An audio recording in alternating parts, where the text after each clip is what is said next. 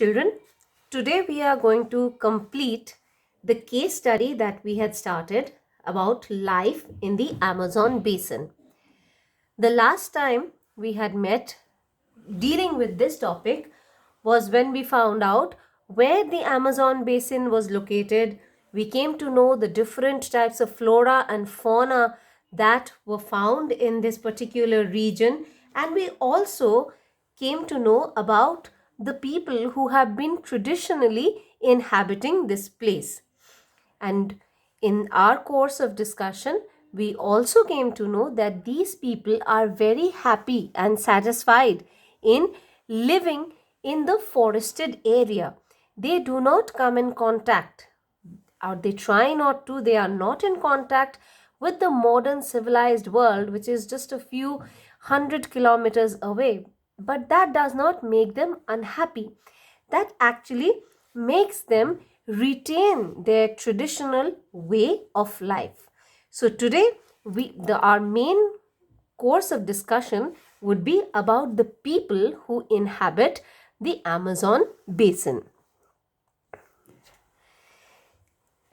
Please turn to page number 116.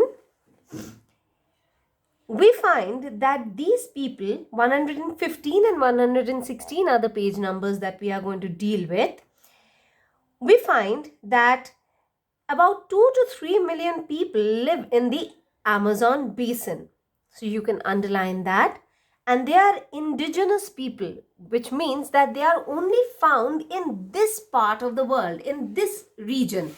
They are not found anywhere else in the world. And they live very traditional lives.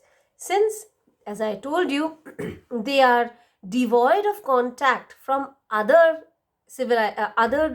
cities, and I could say the more or less civilized world, their raw, uncivilized ways are very beautiful and traditional. They live a simple life and they are very happy with it. They pollute less, and their world, I believe, is much more beautiful than ours. Once they were hunters and gatherers leading a nomadic life. You can underline hunters and gatherers leading a nomadic life, which means that they would go around hunting for animals, not only for their food but also for animal products. Maybe the skin of the animal would be useful for making clothes. The bones of the animal can be used as needles to sew the skin into clothes. So they used to lead this kind of a life. And we know that there are certain animals which migrate, or even if we are not talking about migratory animals, we can say that animals are also very intelligent. Once they know that this is the region where my life is in danger, they will move. And as they move, so does the predator or the hunter or man moves. So they led a nomadic life. Some stayed and cultivated crops, and as we had learnt last day, that they did slash and burn agriculture. Again, that would mean that they had to lead a nomadic life. Whenever the land became fallow or not too fertile anymore to grow the crops, they would have to move. Some of these people have had contacts with outsiders for almost 500 years, and today a large number of people in the Amazon basin live in towns and cities. So it's not that they are in a watertight compartment, but still, whatever remains of the tribal people who live in the Amazon basin, they retain their particular culture.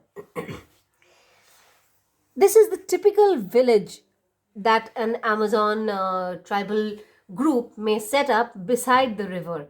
Here they can get the water that they require for meeting their daily needs. They can also go around in boats for the main purpose of hunting.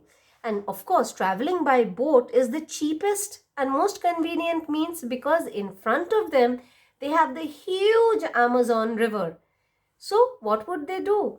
Even if the boats are not powered by pumps or diesels and they are just rowing the boat, then how much do they have to invest in the boat? Not much. So boats are the cheapest and the most convenient means of travel. And what do these people do? When they are in the boat, and they are, mind you, they are very excellent, high quality marksmen.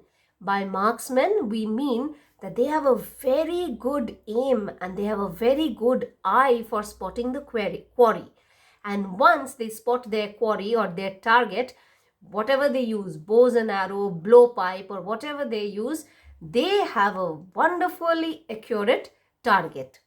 And what is it that they hunt? You may underline birds, which are there abundant on the branches of the neighboring trees, fish found in the river, and animals like even crocodiles, which are very, very dangerous. But still, these people are brave and they have to depend on their instincts and their hardiness in order to overcome these kind of predators. They also hunt turtles which are found near the river. Now, I just mentioned something called blowpipes. Now, these blowpipes and some other, what should I say, things of some armors or something like that, these were used previously not only to hunt but also for warfare. They used to fight wars and they used to hunt. So in blowpipes, they used to put these sharp things, and from one end they would blow, and from the other end that thing would shoot sharp and hit the target. And even as you can see in the corner, we have these kind of arrows. They were tipped, their tips were smeared with poison, generally taken from the venomous snakes in the forest, or even from some frogs which have a very toxic coating. So once these arrows are dipped in the poison, they were shot and the target was killed. But that was quite some time back. So nowadays, these people, they are peace-loving people. They do not fight. Instead, as we have seen, why do they practice slash and burn agriculture? It is because now they have settled down peacefully and they rely on the forest to provide them with food. Forests give them different kinds of fruits, different kinds of berries, and also small animals which they would like to hunt. And they also grow vegetables and fruits and other products. In fact, they also grow cash crops. Food crops are those which these people consume themselves, right? And cash crops are those which fetch them money. That means they are also now selling. They are traders. So, what are the typical food crops that are found in the Amazon basin? One we can see is the banana. This is the tapioca. These are the pineapples, and these are the sweet potatoes. So these are food crops, and these comprise the staple diet of the people who are living in the Amazon basin.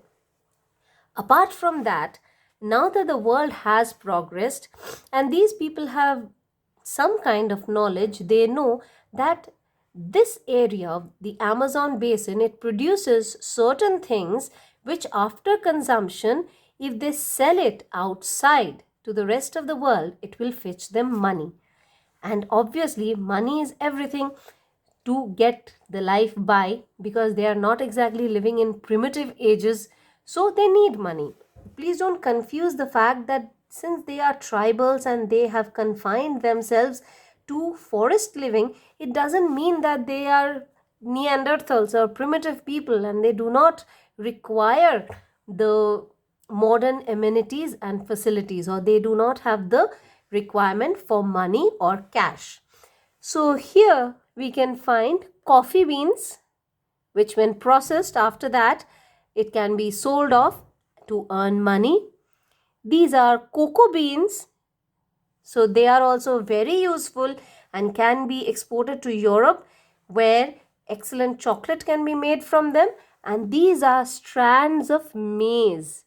So they are also exported, and in order to earn cash, or we can say in lieu, Lieu, in lieu of cash. So this is the kind of agriculture that is being practiced in the Amazon basin. However, life is not a bed of roses, we know that, and man's greed knows no bounds. Once you have this lush green forests and you have such a wonderful array of flora and fauna, the commercial people can hardly keep their eyes off from this. So obviously, logging is one particular activity, which means that these huge trees are chopped down and and taken away to be used for commercial practices. The geologists, if they find out that in any place oil and natural gas is found, or there's a storage of oil and natural gas beneath the surface of the earth at that any particular place, just for profitable purposes, people wouldn't even think twice. The people whose sole objective is profit maximization, they would not even think twice of clearing away the beautiful forested area. And you know, the Amazon rainforests are known as the lungs of the world because it's such a vast area of forested land that it takes in the maximum amount of carbon dioxide and releases the maximum amount of oxygen, thereby cleaning the atmosphere of the world to the best possible limit. This is where it happens the best. So if you can see that this area is heavily forested, so naturally the nearby area would also have been heavily forested, but now you can see that it has been totally stripped, or the entire forested area has been cleared off, and drilling and mining processes are going on. Drilling and mining processes mean that it is also in some way making the earth's crust unstable. The other thing is ranching. Here you can find there are many cattle. So these cattle are basically raised. Why? For consumption of the people. If not here at this particular place where they are raised, they are being exported worldwide. They are being made into meat products, canned meat, and they are exported worldwide, and that is raking in a lot of money. And so what is happening? These cows, for example, they cannot be left loose in the forest. So the forest has to be cleared. When the forest has to be cleared, there has to be grassland. These cows will romp and chomp on the grass. And when it chomps on the grass, what happens? The grass they eat and the roots are left dead. What do the roots of the plants and the grass do? They hold the soil tightly together. So naturally, when the grass dies, when the plants are cut off, when the trees are cut off, so the grip of the roots also loosen, and that leads to soil erosion. And when the soil becomes unstable and erodible, plus when so many cows are moving around, their hooves are constantly hitting the ground, it is also making the unstable soil, which is not no longer held tightly by the roots, very, very vulnerable to erosion. So these are basically the threats to the Amazon rainforest. However, we shall never ever give up hope.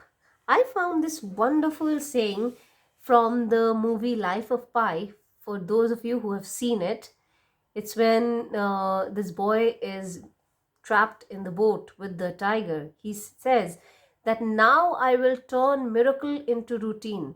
The amazing will be seen every day. I will put in all the hard work necessary.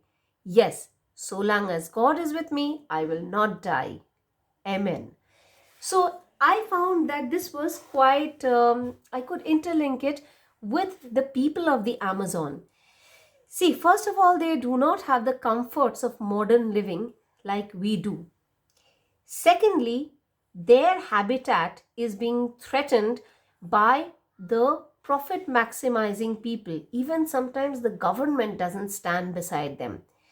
There are often forest fires.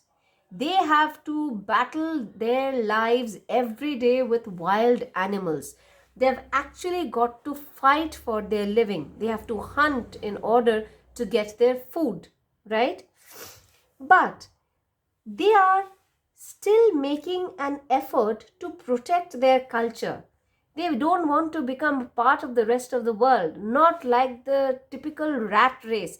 They want to maintain their ingenuity. They want to maintain the fact that they are different from others, and they are so beautifully different. Some of you might think that this is so weird, this lady with piercings on her face. But look at her eyes. She is so much at peace and such beautiful, gentle eyes. So she is happy. And what matters is that you should be happy with whatever you are doing, wherever you are. You might have 1,000 diamonds, but you are not happy. And you might just have one little soft toy that you've managed to keep from your first birthday. And when you still look at it, you are happy. So, I don't want to digress from the point. What I wish to say is that these forest dwelling people are making efforts to protect their culture. Not only their culture, but also the forest and the diversity of plants and animal life upon which they depend. So, they have not lost hope. They are living with this kind of life and they are happy doing so. So, on that note, children, we come to the end of this chapter. Your syllabus is complete, and just as I have told you, be positive and try to find happiness in the little things of life, because it's in the little things that sometimes we find the biggest joys. Take care. Have a wonderful day.